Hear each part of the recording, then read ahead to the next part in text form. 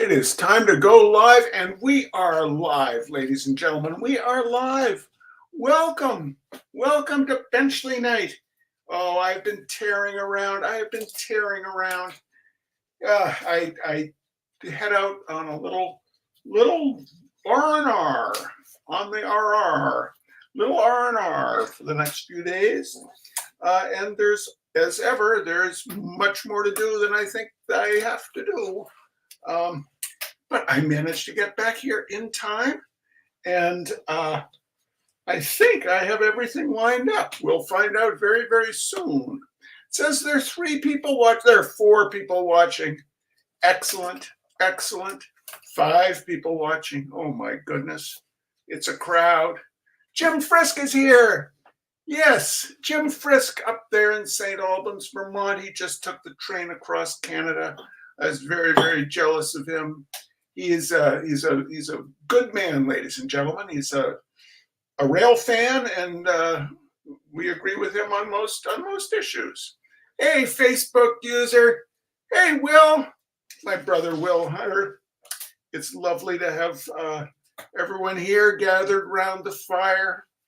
I just got the fire going. I came tearing in from the studio, got the fire going, and the cats stalked out of here because the fire was not warm enough yet. So it goes. Anyway, John Wilhelm out there in Omaha. I didn't get around to announcing this until like noon or 1 p.m. And today, of course, was crazy because it's the day that daylight savings starts, which is great. I love daylight savings. But that first day, you wake up at your normal time and you think, what a slug of bed am I? And of course, the cats, they don't observe daylight savings time nor standard time. So their routine didn't change. Anyway, we have a few people to thank. Our beneficiary, the Liberal Snowplowing Do-Gooder beneficiary tonight is, of course, the Miss Bellows Falls Diner project, though I am going to toggle back and forth a bit in the next couple of months because we have the Bellows Falls Opera House has always had no sound system for live events. So any outside promoter coming in has to bring in their own sound system, which is pretty expensive. It can be an impediment. Probably adds about $750 at least to the expenses for anybody putting on a concert at the Opera House. And we are, thanks to Dan Richardson, sound man for all the Roots on the Rails trips. He is putting together a sound system out of kind of secondhand gear, but it's going to work perfectly well. And we will be having a sound system that will live at the Bellows Falls Opera House, which will be a great boon for live and special events. Oh, Lori LaRue is checking in from Rome. She's in Rome, Italy, ladies and gentlemen. She's in Rome, Italy, where she is taking beautiful photographs of Puddles. Not Puddles the clown, but of Puddles the Puddles. Well, anyway, as I said, we have a few people to thank. We have to thank Ms. Terry Hudson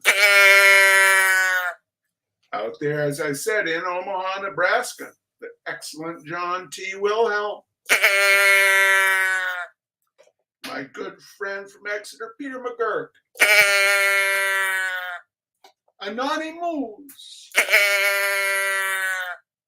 And out there in Pittsburgh, Pennsylvania, where they're even more impressed with Senator Katie Britt than everyone else was. Out there in Pittsburgh, Pennsylvania, where the clouds meet the sky and the funiculars go so high. My very, very, very, very tall cousin, Mr. Nat Hunter, his wonderful wife, Elise, and their little dog, Ginger. All right. Well, we have 2 short Benchleys for tonight.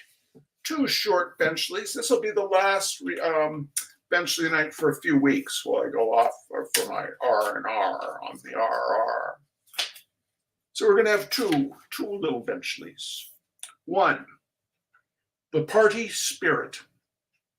Of all things to come into my hands at this time, closeted in a compartment on a train in the middle of a desert, is an article entitled "The Party Spirit." The subhead to this article is as follows: something new, something quick, but also tasty and very trick. The word trick is in quotation marks. All right, here's what is considered something new, something quick, but also tasty and very trick. Emerald Sundae. Dip ready-made marshmallow whip over chocolate ice cream. Sprinkle with green rubettes. First, carefully cut into tiny bits. Let us leave out the matter of the rubettes. I don't know what they are, but I can guess. And let us overlook the fact that the only party spirit I could display in this compartment would be to open and shut the closet door with one hand and turn on the hot water with the other, singing "Hail, hail, the gang's all here" all the while. The fact still remains that the trouble with a lot of parties today is that people read too many articles on the party spirit and cut too many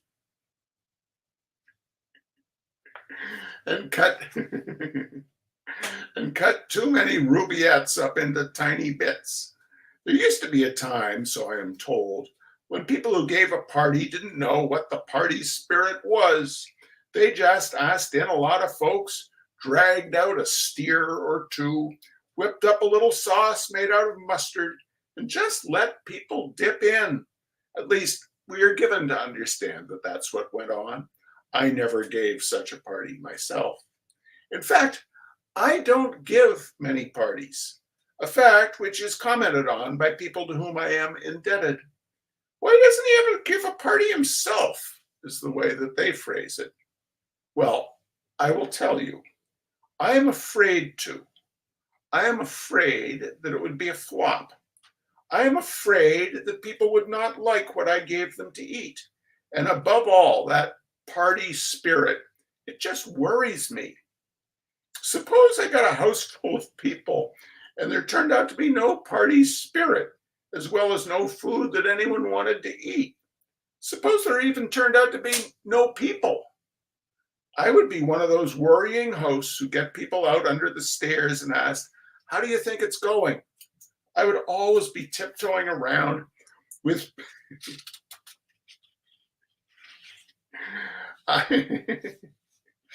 I would always be tiptoeing around with pencils, asking people to write down the name of the first country which comes into their minds, and then forgetting how the rest of the game goes. I might even have hysterics and have to be taken upstairs. It's this constant reading about how to get into the party spirit and how to cut up those rubettes into tiny bits that gets me down. I just have not got the knack. That's our first reading for the evening, ladies and gentlemen. That's our first reading. That was from After 1903, What? By Robert Benchley. The second one is from My 10 Years in a Quandary. No, not Rome, New York. Not Rome, New York, very tall cousin. Rome, Italy. Laurie LaRue is in Rome, Italy. They've got better puddles in Rome, Italy. They've got beautiful puddles in Rome, Italy.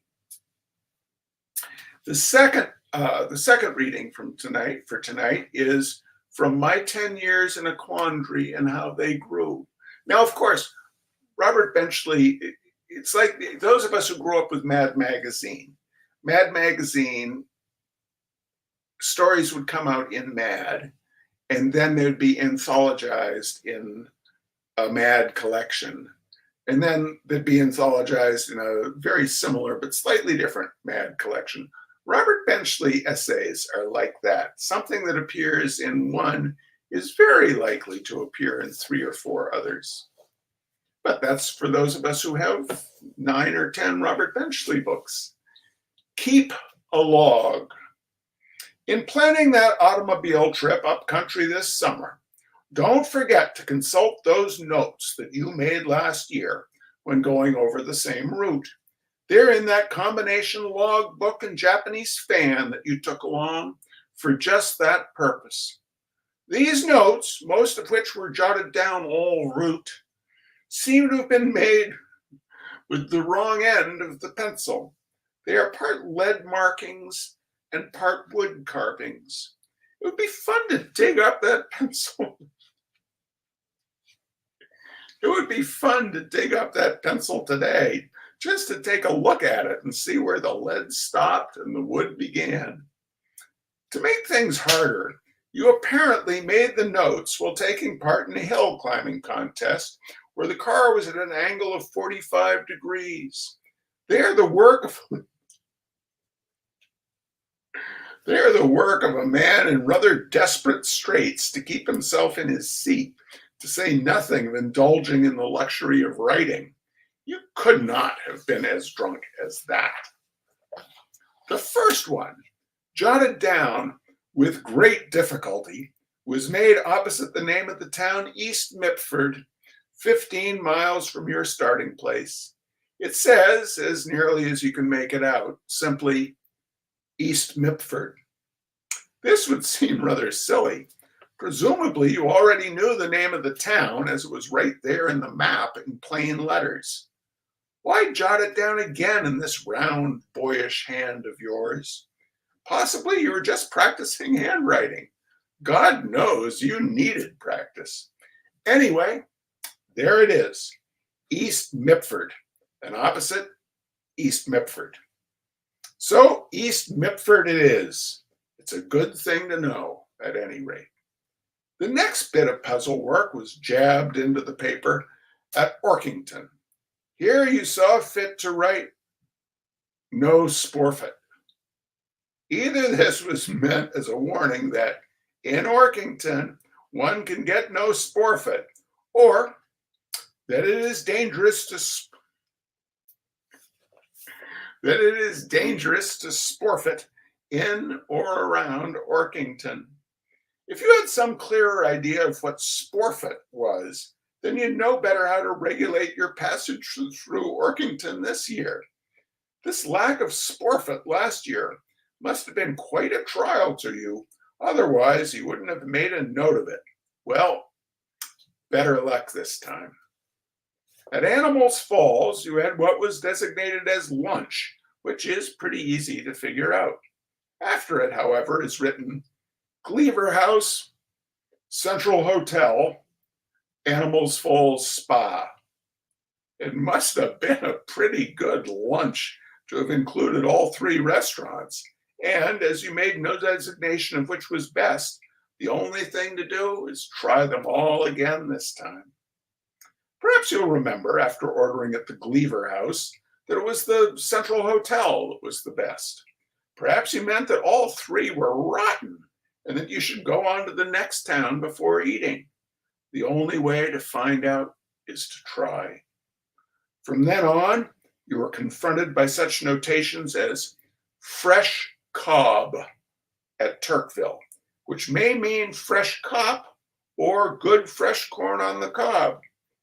Emily at North Neswick, which may be where you left Emily off, and Steening Chal at Lurdling, which obviously means nothing. You arrived at your destination, according to the log, at 27 o'clock. That is the value of a logbook. It makes the second trip so much more exciting. All right, ladies and gentlemen, all right, that's it for Benchley Night tonight. Two very brief little essays. But don't you worry, we'll be back in a couple of weeks with some more. Until then, you take good care, and we'll see you around and about. Bye-bye.